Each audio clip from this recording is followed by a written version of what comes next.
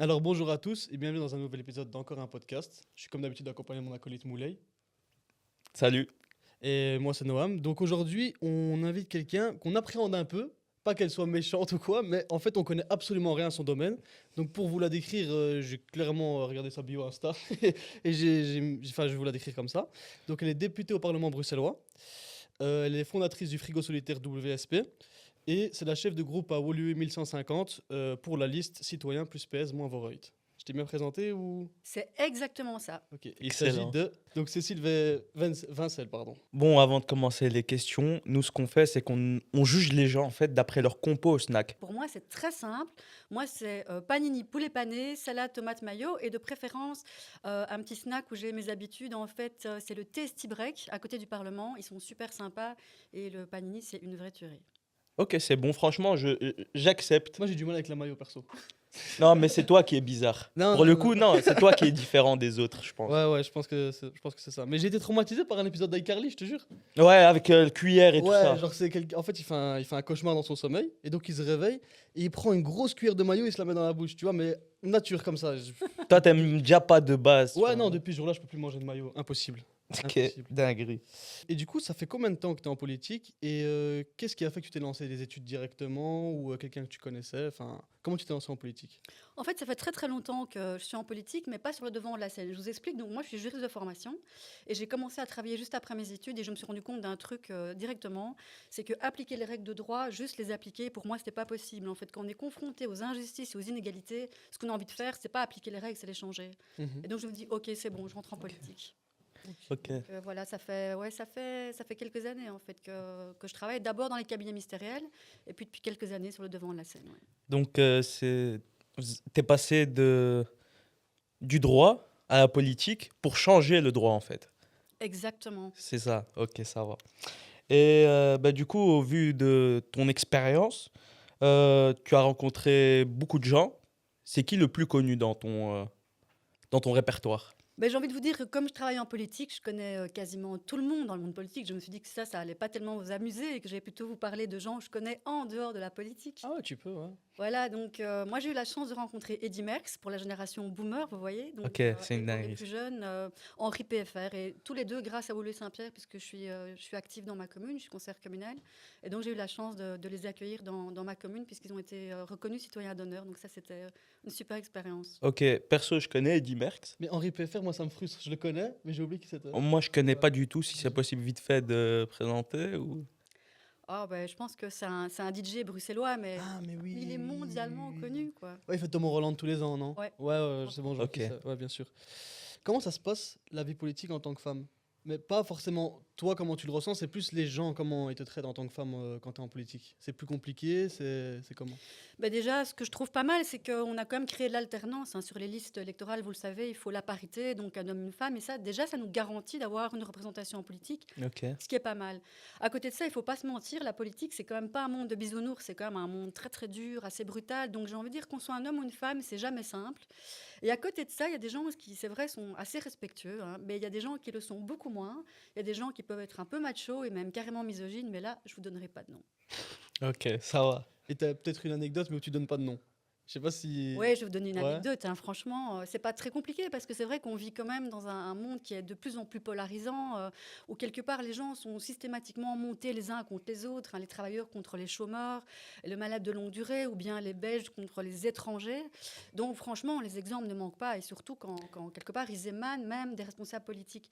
Si je dois vous donner une anecdote, franchement, celle qui moi m'a vraiment choquée, c'était l'été passé. Un homme politique très connu a été surpris en train d'utiliser abusivement une carte PMR. Et il a eu un peu du mal à se justifier. Et donc, le chauffeur a été accusé. Et puis ensuite, il y a un journaliste de l'RTBF qui a été menacé physiquement. Et là, franchement, pour moi, c'était assez compliqué parce que déjà, je suis très active sur les questions de handicap au Parlement, mais je suis aussi très attachée au respect des institutions et de la démocratie. Donc, oui, cet épisode, il m'a quand même vraiment bien interpellée. Ouais. Tu vas me prendre pour un inculte. C'est quoi une carte PMR? Pour les handicapés, le parking. C'est les cartes stationnement pour les personnes en situation de handicap. C'est une dinguerie de faire ça. Oh, C'est ouais. vraiment une dinguerie de faire ça. Mais- Pas ni foi ni loi, rien du tout. À fou. C'est fou. Mais en plus, il y a une question qui va venir par rapport à. Enfin, pas vraiment ça, mais ça arrive après. Mais du coup, ça consiste à quoi d'être député en Belgique? Le boulot d'un député, c'est quoi? D'abord, c'est faire du contrôle parlementaire, puisque nous, en fait, au Parlement, on est le pouvoir législatif, on est là pour contrôler le gouvernement. Donc, en fait, on est là pour poser des questions aux ministres, pour vérifier qu'ils tiennent parole et qu'ils ils respectent leurs engagements, Qu'ils etc. fassent leur taf, quoi. Voilà, ça c'est nous. On est, en gros, on est un peu les agents de police du gouvernement, si vous voulez. À côté de ça, on est aussi là, comme je le disais tout à l'heure, pour prendre des lois, pour changer les règles. Et donc là, on peut déposer des textes, ça s'appelle des résolutions. Ça, ce sont des recommandations qui sont adressées au gouvernement pour les inciter à faire certaines choses. Et parfois, carrément, des vrais textes de loi, donc qui sont des textes obligatoires. Donc ceux-là, ils sont pris soit par le gouvernement, soit par nous, les parlementaires. Et ça, évidemment, c'est quelque chose de très, très stimulant, parce que ça permet vraiment de changer la donne. Donc, si j'ai bien compris, en quelque sorte, les ministres vous rendent des comptes à vous. Genre les députés. Alors, pour être précis, c'est vrai ce que tu dis, mais quelque part, nous, qu'est-ce qu'on est à part les représentants du peuple? Nous, on est élus pour représenter les gens. Et donc, c'est au peuple belge, et c'est aux Bruxellois en particulier, que les ministres bruxellois rendent des comptes à travers nous. Ok, ça va. Merci. Mais ça gueule Clair. beaucoup au Parlement alors, non? Avec les lois et tout, vu que enfin, vous êtes pas tous d'accord, donc c'est comment l'ambiance au Parlement un peu? Ah, mais disons qu'effectivement, il y a de l'ambiance, parce que les gens aiment bien se mettre un peu en scène, et donc en plus de ça, ils aiment bien diffuser aussi ce qu'ils font sur les réseaux sociaux. Donc, il y a un peu de show aussi derrière tout ça. Donc, c'est vrai que oui, parfois, ça peut monter dans les tours. C'est vrai. On s'ennuie pas au moins. Jamais. On va faire le petit jeu. hein. Directement, ouais. Voilà. Donc en fait, je t'explique le jeu. Si tu veux, on va donner des déclarations, d'accord? Et ces déclarations, tu dois savoir si c'est des hommes politiques qui les ont dites ou si c'est inventé par nous.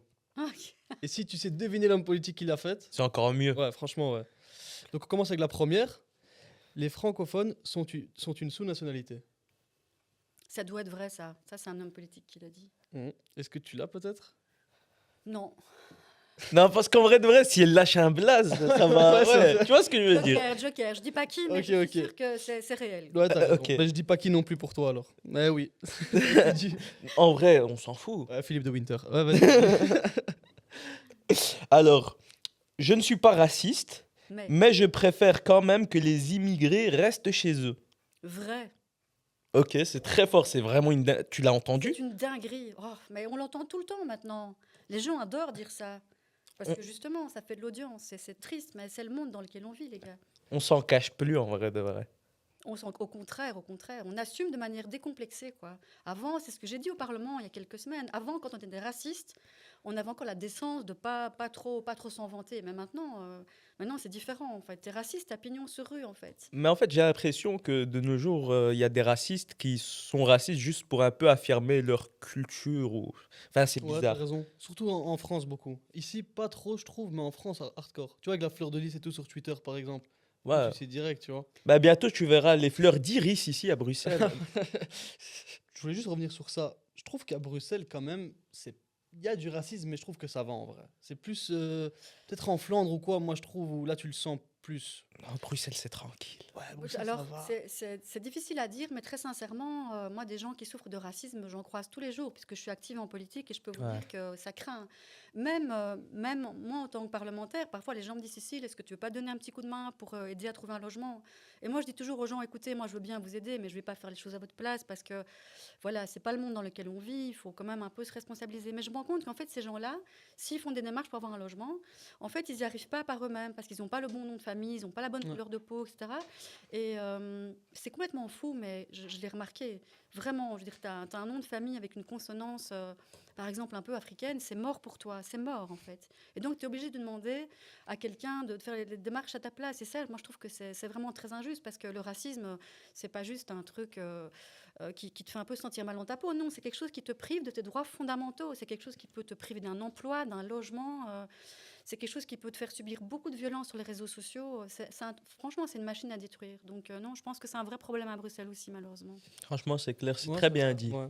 En plus, il y avait une étude sur ça, enfin un documentaire sur ça en France, justement sur un logement où il y avait le même travail, mais quand il y avait un nom de famille différent, ben, ils prenaient pas le nom de famille à consonance africaine, justement. Moi, ce que j'ai pu voir, c'est qu'il y a des gens qui vendaient des places dans les logements sociaux, genre on t'avance, etc. On fait passer ton dossier avant, etc.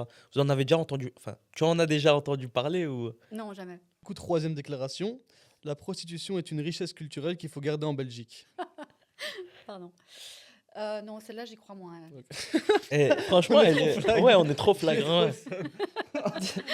Vas-y à toi. Ok. Qu'est-ce que vous préférez au Parlement de Namur? Et là, le mec, il répond l'alcool gratuit. Bah, sérieusement, j'ai appris que eux, au Parlement wallon, avant, ils avaient une buvette avec de l'alcool à volonté. Donc, j'ai appris ça il n'y a pas longtemps. Donc, Ah, donc c'est vraiment vrai. alors, je pense que maintenant, c'est terminé. Nous, à Bruxelles, on n'a pas, je pense Ouais, ils pas ont qu'il y arrêté ait ça maintenant au Parlement. Ouais. Mais donc, oui, je pense que c'est vrai, ça a été dit. Ouais, je pense bien. Et Eh non, elle est on t'a eu. fausse. C'est bon, trop Ah fort. ouais, Très, bien très sûr. fort. Et la petite dernière, en Belgique, si vous comprenez la politique, c'est qu'on vous l'a mal expliqué. Ça, c'est pas mal, ça. Hmm. Mais honnêtement, qui peut comprendre hein, le système qu'on a créé? Donc, on a réussi à éviter la guerre civile en Belgique. Je pense que ça, on peut le dire. Parce que pour le C'est Mali, une ça grande fait la victoire, guerre. en vrai. On aurait pu avoir une guerre communautaire, mais tout ce qu'on a dû mettre en place pour y arriver, donc cette fameuse lasagne institutionnelle, mais qui comprend la façon dont ça marche? Franchement, personne. Et je peux vous dire que même chez nous, on passe parfois tellement de temps à voir qui est compétent, ou plutôt qui n'est pas compétent, à se renvoyer la balle. Je pense vraiment qu'on a vraiment créé un des systèmes les plus complexes au monde. Et j'ai une petite question. Est-ce que les germanophones, ils sont pris au sérieux et tout dans les parlements? Parce que, Mais je crois qu'ils ont une place minime. Ouais, mais ils sont Vraiment. pas beaucoup. Mais vas-y, est-ce qu'on les prend au sérieux ou... Ils sont pris au sérieux. Ouais. Ils sont pris au sérieux, mais c'est clair qu'ils sont moins nombreux que les autres. On les prend au sérieux pour leurs droits fondamentaux, c'est tout. Ça ressemble au néerlandais. Oui, c'est une minorité en Belgique, mais ils ont comme droit à leurs institutions, Ouais, c'est à leur ça. parlement, etc. Mais Ok. voilà, dans les limites de ce qu'ils représentent. Et, C'est très bien dit, ça, dans les limites de ce qu'ils représentent. et maintenant, j'en ai une. C'est qu'est-ce que tu as fait pendant le Covid? En fait, je venais d'avoir un accident grave. Je m'étais vraiment complètement entollée au ski. Donc, j'avais 4 Ouais. fractures. Et j'avais passé un séjour à l'hôpital qui avait duré 10 jours. Et c'était vraiment très compliqué. Donc, quand je suis rentrée chez moi, j'avais vraiment envie de vivre à fond les ballons. Et malheureusement, c'est à ce moment-là que la crise a commencé avec le lockdown, etc. C'était assez compliqué pour moi. Mais comme je venais de passer un séjour à l'hôpital avec des personnes très âgées, j'ai été fort sensibilisée par parce que les seniors vivaient en maison de repos et tout ça, et notamment par toutes ces personnes qui en fait se laissaient mourir par ce qu'on appelle le glissement. Je ne sais pas si vous avez entendu parler de ça.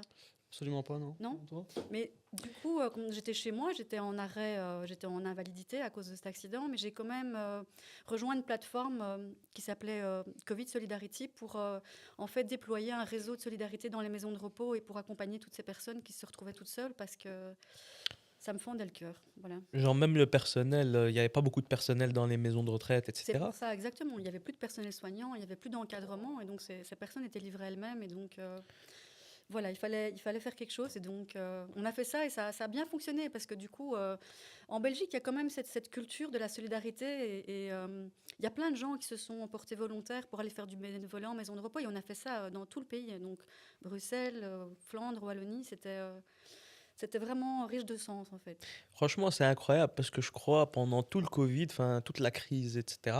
J'ai pas pensé aux gens en maison de retraite et tout. On n'a pas pensé à rester à la maison, toi et moi aussi.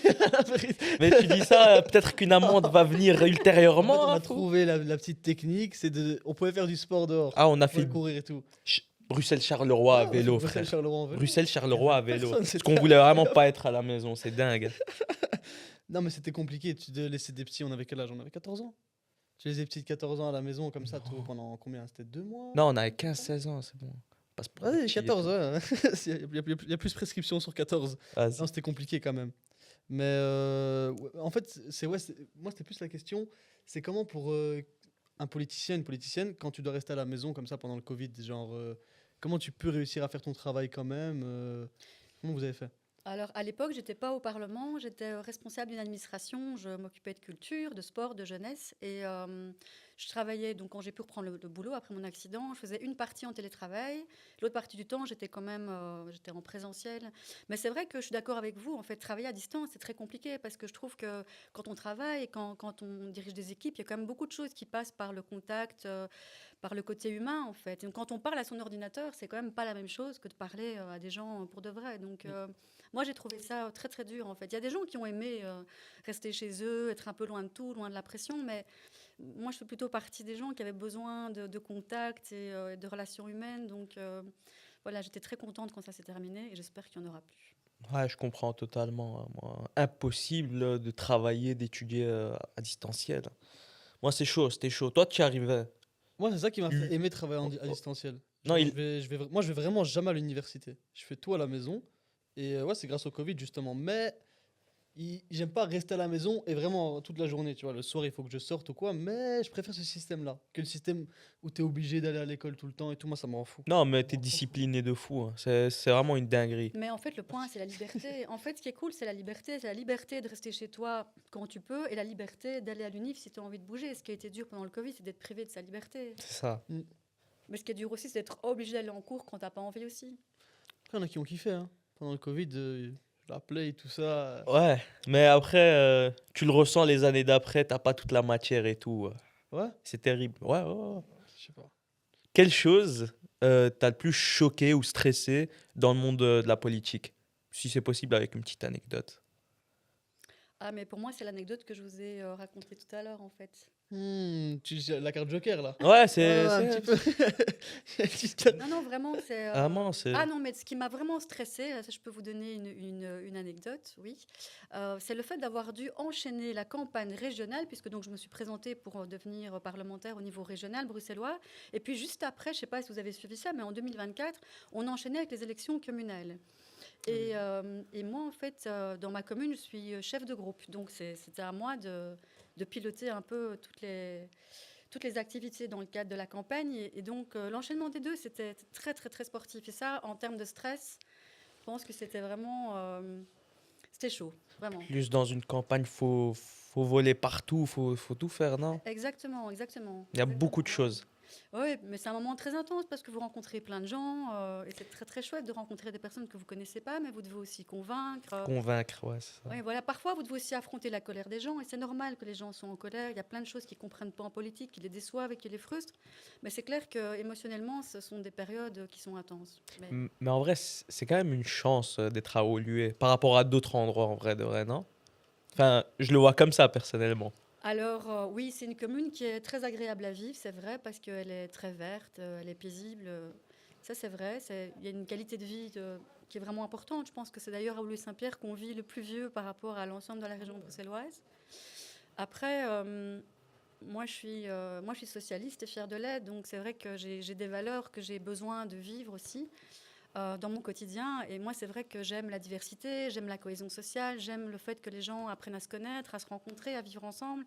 Et je trouve qu'à Woluwe-Saint-Pierre, on est parfois un peu quand même dans un entre-soi. Et on a tendance aussi à exclure les gens qui ont moins de moyens financiers, alors qu'en fait, il n'y a pas de raison que les communes les plus vertes et les plus agréables à vivre soient réservées qu'à une partie de la population. Donc moi, je vais quelque part essayer d'agir pour faire en sorte que tout le monde puisse venir s'installer à Woluwe-Saint-Pierre et qu'il n'y ait pas non plus comment dire, de repli identitaire, communautaire, parce que quelque part, pour moi, c'est toujours triste, en fait. Peu importe qui vous êtes et d'où vous venez, je trouve que c'est toujours enrichissant d'aller vers des gens qui sont différents de vous. Et donc, voilà. Moi, au niveau communal, c'est ça que j'ai envie de faire. C'est vraiment donner sa place à tout le monde, en fait. Moi, je trouve que c'est une des forces qu'on a à Bruxelles quand même. Genre, le fait que. Je trouve que c'est pas comme en France, parce qu'en France, le racisme, je le trouve beaucoup plus fort. Mais à Bruxelles, je trouve qu'on s'entend quand même tous bien en règle générale. Donc, je sais pas toi ce que t'en penses. Très sincèrement, je suis pas sûre en fait que ce soit le cas. Je pense que vous êtes deux jeunes hyper extravertis. On sent que vous êtes hyper à l'aise dans vos baskets. Et c'est clair que je pense que les gens, les jeunes a fortiori, quand en fait ils se sentent bien dans leur peau et qu'ils prennent leur place dans la société, ben, en général ils parviennent à traverser pas mal d'obstacles. Je peux bien me douter que pour vous, effectivement, la vie est agréable parce que quelque part vous vous affirmez, vous n'avez pas de problème. Mais pour des jeunes qui sont plus fragiles que vous et qui vont en fait souffrir de ce regard discriminant, c'est moins évident, je pense. Donc je pense que ça dépend aussi beaucoup de la personnalité, parce qu'en fait, les rascars, ils peuvent rien faire contre des gens qui sont forts. Si vous êtes fort, en fait, que vous soyez à Paris, à Bruxelles ou à Tombouctou, ça change rien, en fait. Vous devez vous renforcer, parce que... Je suis d'accord, mais je donne encore un point à Bruxelles parce que je trouve que c'est un endroit magnifique pour se renforcer. Genre, on donne un peu la place à tout le monde pour être un peu à l'aise. Enfin, je sais pas si tu vois ce que je veux dire. Par exemple, moi, Bruxelles, la Belgique, m'a permis de grandir vraiment d'une manière incroyable. J'ai kiffé, j'ai vraiment aimé, tu vois. Ouais, moi aussi. Ouais. Là où je vous rejoins, c'est que je pense que Bruxelles, notre région, notre capitale, c'est la capitale mondiale du vivre ensemble. Je pense qu'on a cette vocation-là parce qu'on est une terre d'accueil depuis toujours. on ne se prend pas le chou, hein, comme les grandes nations qui nous entourent, l'Espagne ou la France. On n'a pas cette culture un peu patriotique. On est des gens simples, on ne se prend pas la tête. On a cette culture un peu mélangée, zineke. On aime rire et boire un bon coup ensemble. Et en plus, on est tellement diversifié. Il y a 186 nationalités différentes qui se côtoient à Bruxelles. Ouais, je crois que c'est la ville la plus cosmopolite ou deuxième ville la plus cosmopolite au monde. Il doit y C'est avoir la, Londres, c'est la peut-être. deuxième ville la plus cosmopolite au monde après Dubaï. Mais Dubaï, c'est une ville qui est Ah beaucoup ouais, plus Ouais. la triche. artificielle. Ouais, C'est c'est la ça. triche. Donc nous, vraiment, cette culture en fait de la diversité, du partage et du vivre ensemble, elle coule dans nos veines, c'est notre ADN et je pense qu'on doit rester cette capitale en fait du vivre ensemble et du partage. On a vraiment une carte à jouer. Ouais, je suis d'accord, c'est vrai. Complètement. Je voulais poser juste une question. C'est une extra question, tu me la permets. Ok, ouais, je te En fait, de permets. base, on n'avait pas mise, mais comment venir sur ça? En fait, tu vois, en ce moment, il y a eu du mal avec le nouveau gouvernement et tout à ce qu'il soit formé. Il y a de plus en plus de gens qui trouvent que la politique et les votes et tout, ça sert à rien. Ça sert à rien, pardon. Toi, t'en penses quoi de ça? Alors, moi, je suis évidemment pas d'accord de dire que la politique, ça sert à rien, parce que j'ai même envie de vous dire le contraire. Et c'est pas parce que je suis en politique. Ma conviction, c'est que la politique, elle est partout. Tout est politique. Vous pouvez prendre n'importe quoi autour de vous. Tout est politique. Par contre, je comprends à 100% les gens qui pensent ça et qui ressentent ça. Je comprends le sentiment de frustration, de colère, d'indignation et d'impuissance que les gens ressentent parfois par rapport au monde politique. Chaque fois que, quelque part, les gens, par exemple, font des promesses en campagne électorale et puis qu'après, une fois qu'ils montent au pouvoir, ils font exactement le contraire de ce qu'ils ont promis, ça casse la confiance. Et puis, il y a d'autres choses aussi qui nourrissent l'incompréhension et la frustration. Donc, moi, je discute beaucoup avec les gens autour de moi pour essayer de comprendre ce qu'on peut faire pour améliorer ça. Mais je comprends que les gens peuvent parfois ressentir un gap entre le moment où ils votent, en fait, et puis ce qui arrive par la suite. Et ils ont l'impression que quelque part, leur voix n'a pas compté. En vrai, j'ai envie de demander, est-ce que les gens qui font les campagnes, qui promettent des choses, sont des menteurs ou des gens qui espèrent vraiment accomplir ces choses-là, mais en arrivant au pouvoir entre guillemets, ils se rendent compte que, bah non, tu dois faire les choses autrement et il y a quelqu'un en fait qui te dit comment faire les choses. Je sais pas Alors, si tu vois ouais, ce que ouais, je je veux vais te dire. dire. Moi, je suis contente que tu me poses la question parce que je pense qu'elle est deux. Vraiment. Je Mhm. pense qu'il y a des gens qui, je vais le dire un peu poliment, qui disent le contraire de la vérité juste pour être élus. Et je pense qu'il y en a qui n'ont aucun scrupule à promettre la lune. Parfois même, il y a des gens, ils te promettent le paradis si tu votes pour eux. J'ai entendu des gens faire ça. Et le pire, c'est que ça marche. Et puis, il y a une deuxième catégorie de candidats qui se présentent aux élections et qui ne sont pas des gens qui mentent, qui en fait veulent sincèrement mettre en œuvre un programme. Mais le problème, c'est qu'en Belgique, on a un système de coalition. Donc, on est obligé de se mettre à plusieurs partis. Regardez ici à Bruxelles, on a 7 partis différents pour former ce gouvernement bruxellois. Et c'est sûr que quand on est à 7 autour d'une table, on doit faire des compromis. D'accord? Donc il y a des choses qu'on peut faire, des choses qu'on va devoir renoncer à faire pour justement trouver des accords et des consensus. Et c'est vrai qu'il y a des choses parfois qu'on peut porter à titre personnel parce qu'on y croit, mais on va être obligé de renoncer à des choses qu'on voulait faire parce qu'on sait qu'il n'y aura pas consensus au niveau de l'équipe. Et là, c'est compliqué parce que les gens peuvent se sentir trahis et déçus, alors qu'en fait, les gens qui défendaient certaines idées avaient vraiment très, très, très envie de les mettre en œuvre, mais n'ont pas eu la possibilité de le faire. Mais le parti qui a été choisi je peux dire consensus, ça fonctionne aussi? Ou Oui. je dirais, ok. Les gens, le parti qui a été choisi dedans, est-ce qu'il a plus de pouvoir que les autres pour choisir les lois, ou alors vous êtes vraiment un pouvoir équitable et vous devez choisir les lois ensemble? En fait, chaque ministre reçoit des compétences, donc c'est clair que une fois qu'il y a un accord de majorité qui a été rédigé, l'accord de majorité, c'est la feuille de route qui dit ce qu'on va faire en gros pendant le temps de la législature. Une fois qu'il y a un accord sur les grandes lignes générales, chaque ministre va mettre en œuvre son programme à lui.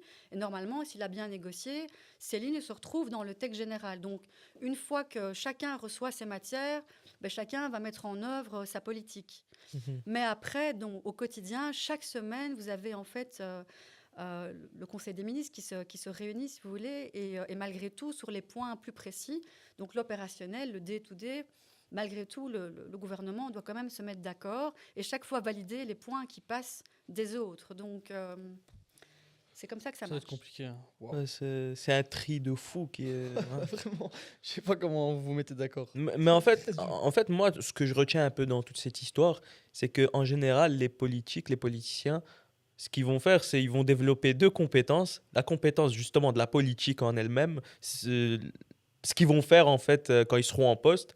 Et juste avant, c'est le marketing. C'est vraiment du marketing, pouvoir vendre sa personne en tant que Ouais, ouais. ministre, dirigeant ou quoi. Mais c'est exactement ça, tu mets le doigt dessus en fait. C'est clair que c'est du marketing. Dans le marketing politique, le produit, c'est l'homme ou la femme politique. Tu dois te vendre, il faut que les gens aient envie de voter pour toi, tu dois les séduire, tu dois faire en sorte qu'ils adhèrent à ce que tu proposes, à tes idées, à ta personne. Mais ça peut poser problème, non? Si une personne est vraiment très forte en marketing, mais pas assez dans le vrai domaine qu'on lui demande. Ça donne Trump, hein. Ouais, en Mais vrai. exactement, Ouais, exactement, vraiment. c'est exactement ça, j'allais le dire, exactement. On voit bien ce qui se passe parfois. Et souvent, les gens, ils sont séduits par des leaders charismatiques Mm. et puis ils se retrouvent avec, je ne parle pas de Trump, bien sûr, mais de personnes un peu partout dans le monde qui sont parfois de vrais fachos. Et les gens se demandent comment est-ce qu'ils ont pu élire des personnes comme ça. Et c'est vrai que ça se fait par le biais démocratique. Ce ne sont même pas des putschs militaires, ce sont des gens qui élisent démocratiquement, des gens qui après... Ils se sont bien vendus, en vrai, de vrai. Exactement. Ouais. Et c'est pour ça qu'il faut une éducation politique, il faut une éducation aux médias, il faut une éducation politique pour faire en sorte que les gens aient tous les outils et toutes les armes pour comprendre et pour décrypter, en fait, derrière ce qu'on leur dit, Ouais. Ouais, franchement. quelle est bah, la du vraie coup, valeur des Ah, programmes et des personnes politiques. moi, j'ai dû attendre d'être à l'UNIF pour apprendre un petit peu de politique, etc. C'est pas normal, je trouve. ouais. Normalement, clair en que- secondaire, ça déjà... Ouais, C'est vrai qu'à l'école, on nous apprend pas tout ça, hein. C'est vrai qu'une fois qu'on sort, on est un peu on peut être perdu. perdu. Et moi, je me souviens, quand j'ai dû voter pour la première fois, j'étais complètement perdue. À 18 ans, je disais, mais je ne sais rien, en fait. Je vais voter pour qui? Donc, je pense que beaucoup de jeunes peuvent avoir ce sentiment. Il Mm. faudrait commencer plus tôt, je suis d'accord avec toi. Et le faire sur plusieurs années pour pas qu'on oublie. Parce que comme je t'ai dit, là j'ai étudié, j'ai tout. En fait, j'ai posé des questions que j'ai sûrement eu à mon examen, tu vois, mais j'ai tout oublié. Franchement, c'était compliqué à retenir. Et du coup, je voulais te demander, euh, envers les concurrents politiques, devant la caméra, bah, ça va, vous vous tolérez, vous respectez, mais c'est comment hors caméra? Est-ce que c'est un peu plus venimeux ou ça va, c'est la même chose? Bah, disons que c'est clair que devant une caméra, comme je vous le disais, il y a un peu plus de show, ça c'est sûr. En dehors des caméras, ce qu'on essaye de faire vraiment, et qui fonctionne pas mal, c'est qu'on essaye avec ses adversaires politiques de cultiver quand même le dialogue et le respect. Vraiment, on essaie de se respecter par-delà le fait qu'on ne défend pas les mêmes idées. Et ça, je trouve que c'est quand même quelque chose qui prévaut au Parlement bruxellois, c'est qu'on ne défend pas les mêmes idées, mais on apprend à s'écouter, à se parler et à se respecter. Parce que sans respect, en fait, il n'y a rien moyen de faire. Ouais, c'est logique, en vrai. Je suis Mm. d'accord, Ouais, encore ouais, une ouais. fois. T'as déjà reçu des menaces, genre de gens qui étaient pas d'accord avec ce que tu fais ou tes idées? Oui, ça m'est déjà arrivé, oui. Est-ce que t'as une anecdote peut-être ou peut-être que t'as décidé à un moment de tout claquer ou quoi, genre?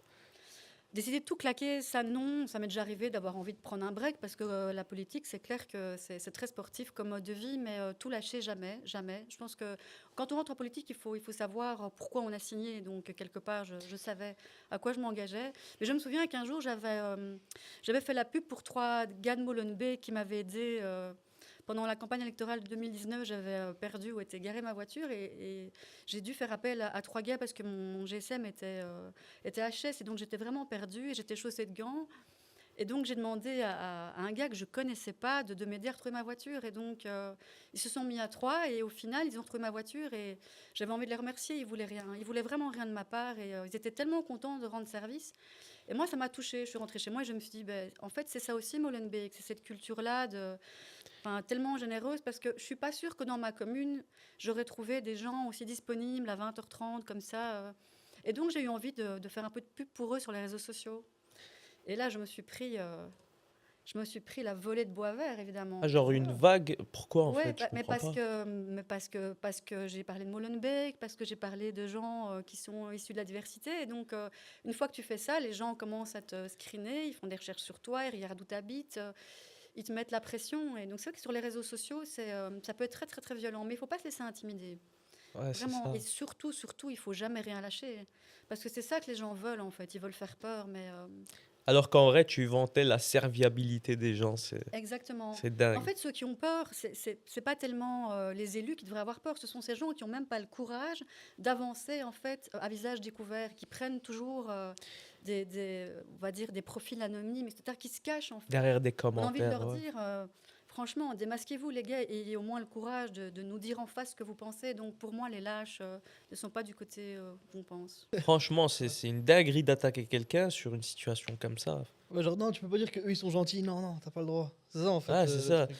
Non, mais ouais, t'es qui pour dire qu'ils sont gentils? Ouais, En ils fait, t'ont aidé peut-être? Bah oui. ouais, mais oui, logique. Ils m'ont aidé, ouais. Un petit mot pour la fin. Si tu as un petit truc à dire à des jeunes qui voudraient faire comme toi ou quoi. Ouais, j'aimerais bien dire un mot aux jeunes déjà parce que moi j'ai choisi de m'entourer de jeunes et que je trouve ça incroyable de travailler avec la Gen Z. J'ai envie de leur dire, les gars, vous assurez grave, vous avez un potentiel de ouf. Et je pense que souvent, les adultes ne s'en rendent pas compte, la classe politique ne s'en rend peut-être pas suffisamment compte, elle ne donne pas suffisamment la parole aux jeunes, parce que quand on le fait, quand on leur donne la parole, on se rend compte qu'ils ont beaucoup de choses à dire. Et pour moi, ils sont même plus résilients que nous, en fait. Et donc, ce que j'ai envie de dire, c'est qu'on sera à vos côtés pour vous aider à construire la vie et l'avenir dont vous rêvez, parce que l'avenir vous appartient. On sera là pour vous construire un projet de société qui corresponde à vos envies, à vos besoins. Et si vous avez envie de venir au Parlement bruxellois pour découvrir les coulisses, ben, franchement, n'hésitez pas, on est là pour ça. Magnifique. Pour le mot de la fin, c'était un plaisir de t'interviewer. Cécile Vincel. Exactement. Voilà, là c'est bon. Et parce que je disais toujours Vincel en fait quand je faisais dans ma tête avant, je savais pas que c'était Vincel. Mais c'est un nom bizarre, hein. C'est un nom bizarre. Il y a Bon, que- non, enfin, ça va. non, On non, est en non. Belgique, franchement. Ouais, Non, non, franchement, mais y a ma pire. famille, c'est la seule qui porte ce nom-là en Belgique parce que c'est un nom qui est un peu rafistolé. Donc c'est normal que Ouais. vous ayez du mal à prononcer parce que c'est un peu bizarre. Après, on n'est pas en reste, nous non plus, Toi et t'en moi, fais c'est pas. chaud aussi. On va pas les leaks tout de suite, mais Il n'y a On plus aurait- d'un mot, c'est on tout aurait ce une sauce, ils qu'on... vont leaker de ouais. toute façon. Dans tous les cas. Merci pour l'interview. C'était Merci à vraiment- toi c'était aussi. super Merci à toi. Vraiment, Super. merci. Merci.